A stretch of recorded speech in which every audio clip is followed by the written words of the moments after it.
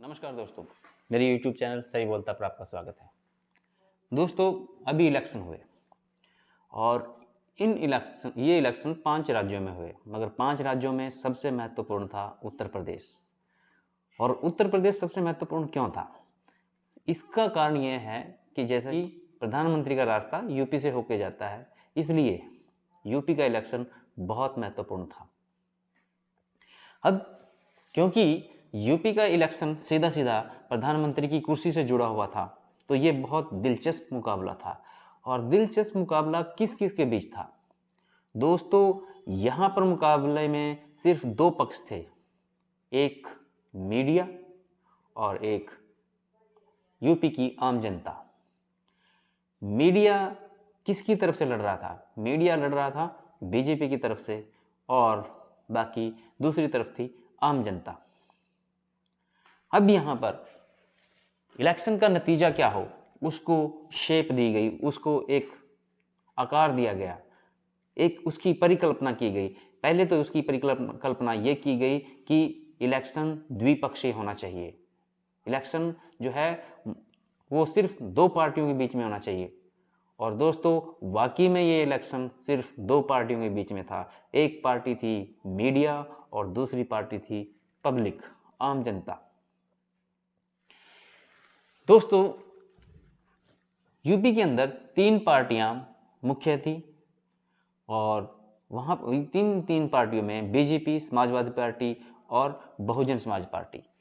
दोस्तों, ये सबको पता है कि समाजवादी पार्टी के राज में वहाँ पर कानून व्यवस्था अच्छी नहीं थी और उस कानून व्यवस्था के अच्छे ना होने के कारण पब्लिक के अंदर उनके प्रति बहुत रोष था और उनके राज को अभी तक पब्लिक भूल नहीं सकी थी। दूसरी तरफ थी बहुजन समाज पार्टी, जहाँ पर मायावती 2007 में मुख्यमंत्री रही और उनके किए गए विकास कार्यों को और उनके द्वारा कानून व्यवस्था में जो सुधार वहाँ पर किया गया, उसकी सराहना आज भी सभी करते हैं। तीसरा बीजेपी थी ही। दोस्तों, अब यहाँ पर सबसे ज़्यादा कमी जो थी वो समाजवादी पार्टी के अंदर थी। भारतीय जनता पार्टी चाहती थी कि किसी तरह से इलेक्शन भारतीय जनता पार्टी और समाजवादी पार्टी के बीच में ही हो, क्योंकि भारतीय जनता पार्टी के मुकाबले समाजवादी पार्टी की इमेज ज़्यादा खराब थी। और जब इलेक्शन भारतीय जनता पार्टी और समाजवादी पार्टी के बीच में होना था, तो वहाँ पर सीधी सी बात है कि भारतीय जनता पार्टी को उसका फ़ायदा मिलना ही मिलना था। भारतीय जनता पार्टी किसी तरह से भी चाहती थी कि बहुजन समाज पार्टी को जो है मुकाबले में ना लाया जाए। अब इसमें सबसे बड़ी भूमिका किसने निभाई? यहाँ पर सबसे बड़ी भूमिका थी मीडिया की। मीडिया अगर हम देखें तो हमेशा चुनाव के मोड में ही रहता है। आप कभी भी टीवी को ऑन करें तो आपको वहाँ पर चुनावी खबरें ही मिलेंगी। चुनावी खबरें ये नहीं कि चुनाव से रिलेटेड खबरें, मगर खबरें इस तरह से इम्प्लांट की जाती हैं कि उनका सीधा सीधा असर चुनाव के ऊपर पड़े। 24 घंटे यहाँ पर जो मीडिया है वो इलेक्शन के मोड में ही चल रही है। दोस्तों, सीधी एक कहावत है कि आप जैसा कर्म करेंगे वैसा आपको फल मिलेगा, या ये कहें कि आप कर्म करोगे तो आपको फल मिलेगा, आप कर्म नहीं करोगे तो आपको फल नहीं मिलेगा, या फिर जिस दिशा में आप कर्म करोगे उसी दिशा में आप आगे बढ़ोगे। तो यहाँ पर मीडिया ने दिन रात मेहनत की है। मीडिया ने यहाँ पर अपना जी जान लगा दिया है। मीडिया ने जो लोगों के दिमाग में बिठाना था उसको बिठाया। वो जिस लोगों की मनोविज्ञान का फ़ायदा उठाना चाहते थे, उस मनोविज्ञान का फ़ायदा मीडिया ने उठाया। दोस्तों, यहाँ पे एक उदाहरण मैं देता हूँ कि मान लो एक यूपी का मतदाता जब पेट्रोल पंप पे जाता है तो वो देखता है कि भाई 107, 108 रुपए प्रति लीटर तेल मिल रहा है, तो उसके दिमाग में आता है कि इस सरकार ने बहुत हालत ख़राब कर दी है, इसको मैं वोट नहीं दूंगा।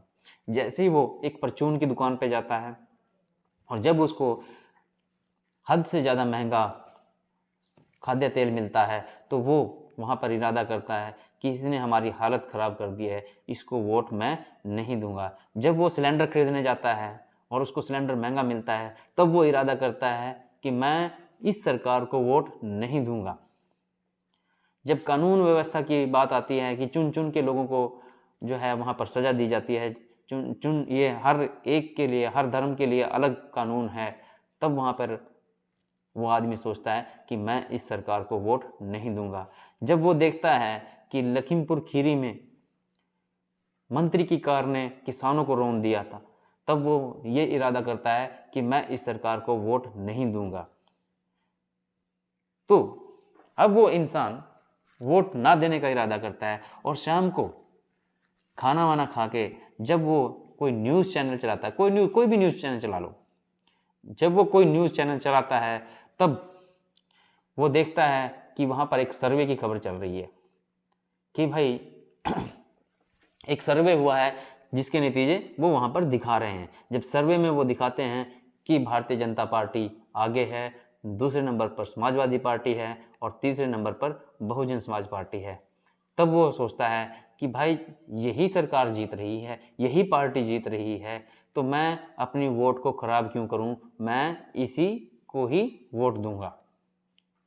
तो दोस्तों सारा दिन जो वो देख रहा था, सारा दिन उसने जो महसूस किया, उसने जो कष्ट सहन किए, शाम को आके जब वो टीवी ऑन करता है तो उसका इरादा वहाँ पर बदल जाता है और वो इरादा करता है कि मैं इसी पार्टी को वोट दूंगा।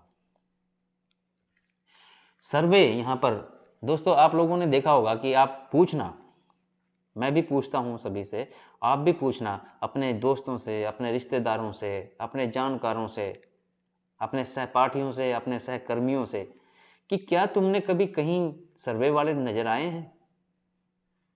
क्या तुम्हें दिखाई दिए हैं कि जो वहाँ पर सर्वे कर रहे हैं वो तुम्हारी वोट डलवाते हैं? कोई पेटी कहीं पे रखी हुई नज़र आती है?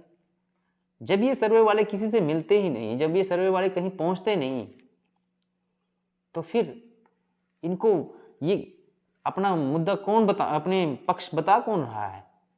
कौन इनको बता रहा है कि भारतीय जनता पार्टी की कितनी सीटें आने वाली है? कौन इनको बता रहा है कि समाजवादी पार्टी की कितनी सीटें आने वाली हैं? कौन बता रहा है कि बहुजन समाज पार्टी की सीटें कितनी आने वाली हैं? दोस्तों ये न्यूज़ चैनल बिना फंडिंग के नहीं चलते। ये व्यापारी हैं, इनको पैसा चाहिए, ये बिना पैसे के नहीं रह सकते। और पैसा कहाँ से मिलेगा? पैसा देंगे ये पॉलिटिकल लीडर्स, इनको पैसा दे रहे हैं, पॉलिटिकल पार्टियां इनको पैसा दे रही हैं। और कौन सी पॉलिटिकल पार्टियां पैसा दे रही हैं? जिस पॉलिटिकल पार्टी के पास पैसा होगा वही तो पॉलिटिकल पार्टी पैसा देगी। किसके पास सबसे ज्यादा पैसा है? किसको सबसे ज्यादा इलेक्टोरल बॉन्ड का पैसा मिला? आज की तारीख में पार्टियां खत्म होने के कगार पर हैं, उनके पास पैसा नहीं है, उनके पास फंडिंग नहीं है। जब उनके पास पैसा नहीं है, फंडिंग नहीं है, तो वो मीडिया को पैसा कहां से देंगे? और मीडिया दोस्तों आज की तारीख में एक राक्षस बन चुका है। वो राक्षस बन चुका है जिससे खुद बीजेपी भी डरती है। दोस्तों आपने महसूस किया होगा कि प्रधानमंत्री श्री नरेंद्र मोदी जी भी प्रेस कॉन्फ्रेंस नहीं करते, क्योंकि इस मीडिया से उनको भी डर लग रहा है। दोस्तों आपने महसूस किया होगा कि प्रधानमंत्री श्री नरेंद्र मोदी जी भी प्रेस कॉन्फ्रेंस नहीं करते, क्योंकि इस मीडिया से उनको भी डर लग रहा है। ये मीडिया एक राक्षस की तरह अपना पेट फुलाते जा रही है, जो पहले लोगों का पैसा खा रही है, फिर ये लोकतंत्र को खा रही है, और ये मीडिया इस हालत में पहुंचने वाला है कि ये देश को भी खा जाएगा। दोस्तों दूसरी तरफ हम सोशल मीडिया की बात करते हैं। सोशल मीडिया पर एक चीज आपने महसूस की होगी कि वहां पे जो नफरती मैसेज हैं, जो नफरती चीजें जो उस पर चल रही हैं, वो ओरिजिनल लोग नहीं डालते, वो फॉरवर्ड करते हैं। कहां से ये फॉरवर्ड होके आ रही हैं? कहां से ये स्पॉन्सर हो रही हैं? दोस्तों आईटी सेल बनी हुई हैं, आईटी सेल मैसेज बनाती हैं, आईटी सेल वो फोटो बनाती हैं और उनको सारा दिन वायरल किया जाता है। दोस्तों सब खेल पैसे का है, पैसे से मीडिया चल रही है और मीडिया लोगों का दिमाग बदल रही है। दोस्तों ये election BJP, Samajwadi party, Bahujan Samaj party का नहीं था। ये इलेक्शन मीडिया वर्सेस पब्लिक था। और दोस्तों मुझे कहने में कोई हर्ज नहीं है कि इसमें मीडिया की जीत हुई है, क्योंकि मीडिया ताकतवर है और मीडिया राजनीति कर रही है, आम पब्लिक राजनीति नहीं करती। जब किसान आंदोलन हुआ तो किसानों से पूछा गया, क्या तुम राजनीति कर रहे हो? किसानों ने कहा, हम राजनीति नहीं कर रहे हैं। जब कांग्रेस पार्टी से पूछा गया, क्या तुम किसानों के मुद्दे पर राजनीति कर रहे हो? कांग्रेस पार्टी बोलती है, हम राजनीति नहीं कर रहे हैं। जब कांग्रेस से पूछा जाता है कि क्या आप महंगाई के ऊपर राजनीति कर रहे हैं, तो वो बोलते हैं, हम राजनीति नहीं कर रहे हैं। जब बहुजन समाज पार्टी से पूछा जाता है, आप लोगों के मुद्दे पर राजनीति करते हो, वो कहते हैं कि हम राजनीति नहीं करते हैं। तो दोस्तों ये पॉलिटिकल पार्टीज, ये पॉलिटिकल नेता जब राजनीति नहीं करते हैं तो क्या फैक्ट्रियों में काम करते हैं? क्या इनकी कंपनियां ये कंपनियों में काम करते हैं? ये राजनीतिक लोग हैं, ये राजनीति नहीं करेंगे तो कौन राजनीति करेगा? दोस्तों जब किसान कहते हैं कि हम राजनीति नहीं करते हैं, कर रहे हैं, तो जब तुम राजनीति नहीं करोगे, जब तुम वोट की चोट नहीं करोगे, क्या तुम्हारे पास है क्या जिससे तुम सरकार का मुकाबला करोगे? तुम्हारे पास वोट ही तो है। और तुमने देखा है कि जब इलेक्शन नज़दीक आए तो तीनों काले कानून वापस लेने पड़े। अगर इलेक्शन ना होते तो क्या ये कानून वापस होते? दोस्तों ये राजनीति थी, राजनीति की वजह से वो कानून वापस हुए। तो आम पब्लिक से हम जब बात करते हैं, जब आप देखते हैं कि कहीं कुछ बेरोजगार प्रदर्शन कर रहे हैं, तो जब उनसे बात होती है, तुम राजनीति कर रहे हो, वो कहते हैं हम अपनी डिमांड रख रहे हैं, हम राजनीति नहीं कर रहे हैं। जब प्राइवेटाइजेशन के खिलाफ आंदोलन होता है, हम राजनीति नहीं कर रहे हैं। जब महंगाई के खिलाफ बोला जाता है, हम राजनीति नहीं कर रहे हैं। जब पेट्रोल डीजल के बढ़ते दामों के बारे में बोला जाता है, हम राजनीति नहीं कर रहे हैं। दोस्तों मीडिया और बीजेपी राजनीति कर रही है, बाकी सब राजनीति नहीं कर रहे हैं। और जब तुम राजनीति कर ही नहीं रहे हो तो तुम जीतोगे कैसे? पब्लिक राजनीति नहीं कर रही है, जनता ने राजनीति छोड़ दी है। दोस्तों राजनीति करने का मतलब ये नहीं कि आप इलेक्शन लड़ो, आप चुनाव लड़ो। राजनीति करने का मतलब ये है कि आप अपने मुद्दे पर बोलो, आप अपने मुद्दे को रखो, आप अपने मुद्दे की बात मनवाओ, वो राजनीति है। और अगर देश की जनता ये राजनीति नहीं करेगी तो आपका भला नहीं होगा। दोस्तों लोग किस परसेप्शन से वोट डालते हैं कि मैं जीतने वाले को वोट डालूंगा। क्यों जीतने वाले को वोट डालोगे? क्योंकि वो एक दिन गर्व महसूस करना चाहता है कि जिसको मैंने वोट दी वो जीत गया है। वो दूसरे की जीत के लिए वोट डाल रहा है। मैं भारत की पब्लिक को, भारत की जनता को कहता हूं कि अपनी जीत के लिए वोट डालो। तुम दूसरे से नफरत की वजह से वोट डालते हो, तुम दूसरे के नुकसान के लिए वोट डाल रहे हो, तुम अपने फायदे के लिए वोट डालो, तुम अपने भले के लिए वोट डालो। जिस दिन तुम अपने भले के लिए वोट डालना सीख जाओगे, जब तुम अपने लिए राजनीति करना सीख जाओगे, दोस्तों राजनीति की दिशा और दशा बदल जाएगी। मैं आज कंफर्टेबल हूं, मैं आज सही हालत में हूं, मुझे राजनीति करने की जरूरत नहीं है।